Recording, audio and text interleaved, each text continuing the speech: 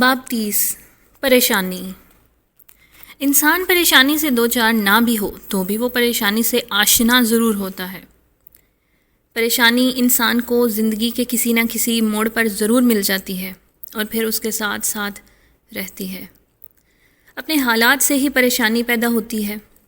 انسان اپنی حالت کو بہتر بنانے کے لیے جب پریشان ہوتا ہے تو حالت بہتر بنانے کی صلاحیت سلب ہو جاتی ہے۔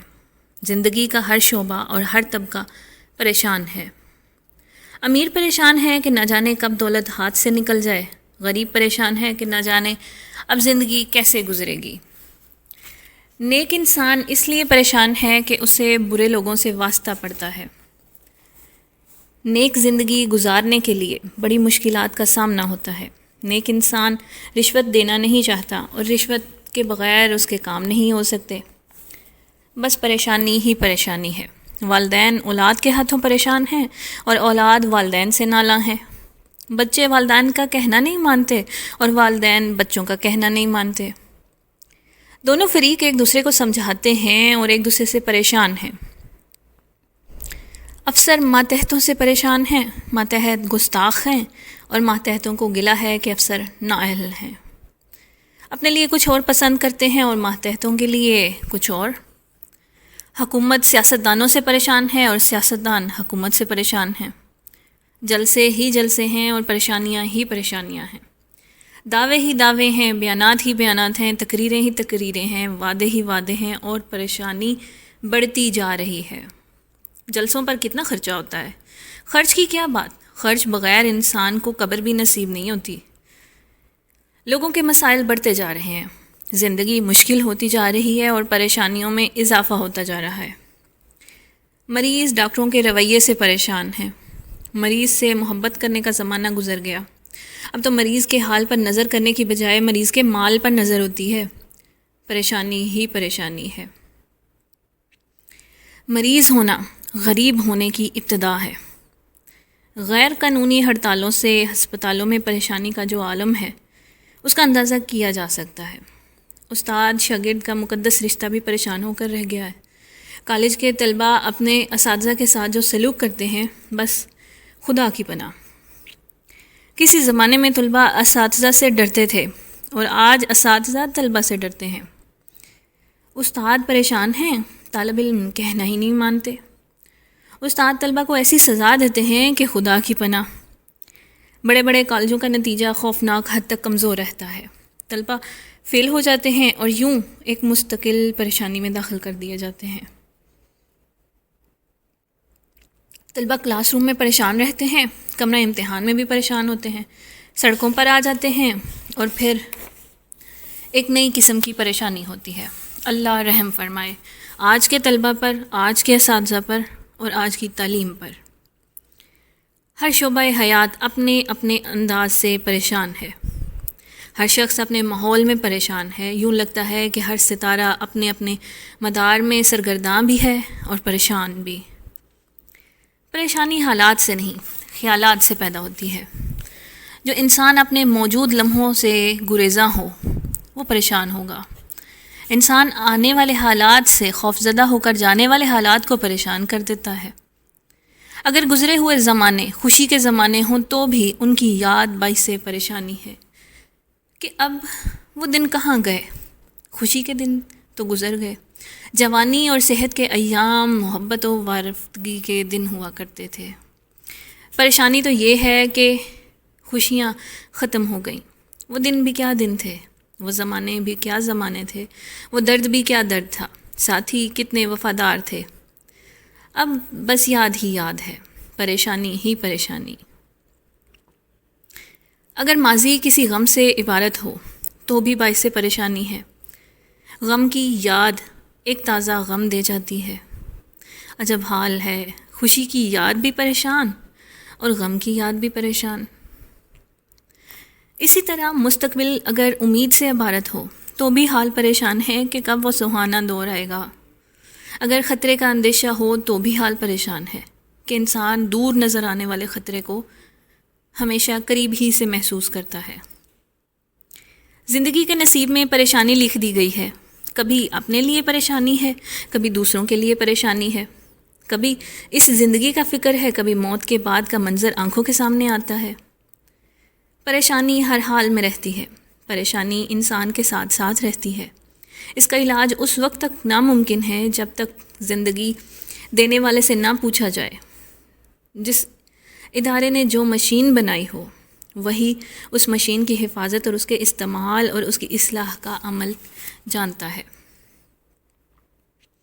اگر زندگی ہمارے اپنے عمل کا نام ہے تو اس کے اندر پیدا ہونے والے بگاڑ اور فساد کے ہم خود ہی ذمہ دار ہیں۔ اگر ہم اپنا علاج ہی نہ کر سکیں تو ہمیں اپنے اختیارات کی حقیقت معلوم ہو جانا چاہیے۔ اگر زندگی اپنے پیدا کرنے والے کو ہی نہ مانے تو اسے پریشانی سے کون بچائے؟ ہم اپنے آپ پر اپنی اہمیت سے زیادہ بوجھ ڈال دیتے ہیں۔ ہم خود ہی اپنی پریشانیوں کے مصنف ہیں اور خود ہی اپنی پریشانیوں سے تنگ ہیں۔ ہم متضاد خواہشات رکھتے ہیں، ایک خواہش پوری ہوتی ہے تو دوسری دم توڑ دیتی ہے۔ اگر دولت اکٹھی کی جائے تو رزق حلال کا تصور پریشان کرتا ہے، اور اگر رزق حلال پر ہی قناعت کی جائے تو تلخی حالات پر رونا آتا ہے۔ پریشانی بہر صورت رہتی ہے۔ وطن سے باہر رہنے والوں کو وطن کی یاد پریشان کرتی ہے، وطن میں رہنے والوں کو باہر جانے کی تمنا پریشان رکھتی ہے۔ ہر انسان کو اپنے علاوہ کچھ بننے کی آرزو ہے، اور یہی آرزو وجہ پریشانی ہے۔ ہم اپنے علاوہ کچھ نہیں بن سکتے، یہ حقیقت ہی زندگی کا ضابطہ ہے۔ اس سے زندگی کے شعبے اور پیشے قائم ہیں، اسی سے نظام ہستی قائم ہے۔ ہمیں اب ہماری حدود میں قائم رکھنے والی قوت پریشان تو کرتی ہے، لیکن یہی قوت زندگی کا راز ہے۔ ہر انسان حکمران بننا چاہتا ہے، اگر یہ خواہش پوری ہو جائے تو کون کس کا حکمران ہوگا؟ عجیب پریشانی ہو جائے گی۔ کوئی انسان غریب نہیں رہنا چاہتا۔ اگر سبھی امیر ہو جائیں تو کیا ہوگا؟ اگر دنیا کی دولت برابر تقسیم کر دی جائے تو چہرے کیسے برابر ہوں گے؟ عقل کیسے برابر ہوگی؟ دل کیسے برابر ہوں گے؟ دل بر کیسے برابر ہوں گے؟ ایک نئے قسم کے غیر مساوی تقسیم کا شور ہو جائے گا۔ انسان علاج میں ترقی کرتا ہے، نئے نئے علاج دریافت ہوتے ہیں، اور پھر ایک نئی بیماری پیدا ہو جاتی ہے۔ کوئی نہ کوئی بیماری ضرور مہلک اور لا علاج رہے گی۔ اگر علاج سائنس بن جائے تو دعا کا مقام کیا ہوگا؟ پریشانی انسان کو احساس دلاتی ہے کہ وہ اپنی زندگی پر اختیار نہیں رکھتا۔ اگر انسان اس احساس پر یقین اور ایمان استوار کر لے تو وہ پریشانی سے بچ سکتا ہے، نہیں تو نہیں۔ اگر انسان تسلیم کر لے کہ اس کی زندگی اور زندگی کے ساتھ ہونے والے واقعات اور زندگی کا انجام خالق کے حکم سے ہے تو یہ پریشانی ختم ہو سکتی ہے۔ گناہ اور برائی کی بات نہیں ہو رہی، زندگی کی بات ہو رہی ہے۔ گناہ اور برائی توبہ سے ختم ہو سکتے ہیں۔ توبہ کا مطلب واضح ہے، خالق کو گواہ بنا کے یہ اعلان کرنا کہ آئندہ ایسا عمل سرزد نہ ہوگا۔ بہرحال پریشانی سے بچنے کا واحد راستہ یہ ہے کہ انسان اپنی زندگی کو خالق کی مرضی کے مطابق بسر کرے۔ جو شخص آج کے دن، آج کے لمحے پر راضی ہو گیا وہ پریشانی سے نکل گیا۔ زندگی سے اگر گلہ اور شکایت نکال دی جائے تو پریشانی ختم ہو جاتی ہے۔ اپنے آپ کو پسند اور دوسروں کو ناپسند کرنا چھوڑ دیا جائے تو پریشانی نہیں رہتی۔ اس دنیا میں ہمیشہ رہنے کی آرزو نہ رہے تو پریشانی نہ رہے گی۔ اگر یہ مان لیا جائے کہ ہر زندگی کا انجام موت ہے تو پریشانی کیسی؟ دنیا میں کوئی ایسی رات نہیں آئی جس پر دن نہ طلوع ہوا ہو، کوئی ایسا دن نہیں آیا جس پر رات نازل نہ ہوئی ہو، کوئی ایسا غم نہیں آیا جو کٹ نہ جائے، کوئی ایسی خوشی نہیں آئی جو ہٹ نہ جائے، کوئی ایسا انسان نہیں آیا جو ایک مقررہ وقت کے بعد واپس نہ بلا لیا گیا ہو۔ انسان پر کوئی ایسا سفر مسلط نہیں کیا گیا جس کی منزل نہ ہو۔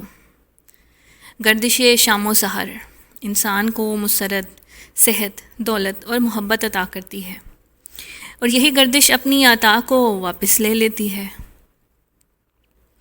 اور یوں انسان اپنے آپ سے محروم ہو جاتا ہے، وہ پریشان ہوتا ہے۔ حالانکہ اس میں پریشانی کی بات نہیں، انسان خود ہی کسی اور طاقت کا عمل ہے۔ اس طاقت نے انسان کو اس دنیا کے سفر پر گامزن کیا ہے۔ اس طاقت پر اعتماد، اس کا قرب ہی انسان کو پریشانی سے بچا سکتا ہے۔ اس کا تقرب ہر طرح کے افسوس سے بچاتا ہے، اس کی نزدیکی ہر طرح کے خوف سے نجات دیتی ہے، اس پر اعتماد انسان کو حزن اور اندیشے سے آزاد کر دیتا ہے، اور جو خوف اور حزن سے آزاد ہو گیا اسے کیا پریشانی؟ جس نے اپنے آپ کو مالک کے سپرد کر دیا اسے کیا پریشانی؟ جو اپنے آپ سے نجات پا گیا اسے کیا پریشانی؟ خالق کا باغی ہمیشہ پریشان رہے گا، خالق کا دوست کبھی نہیں۔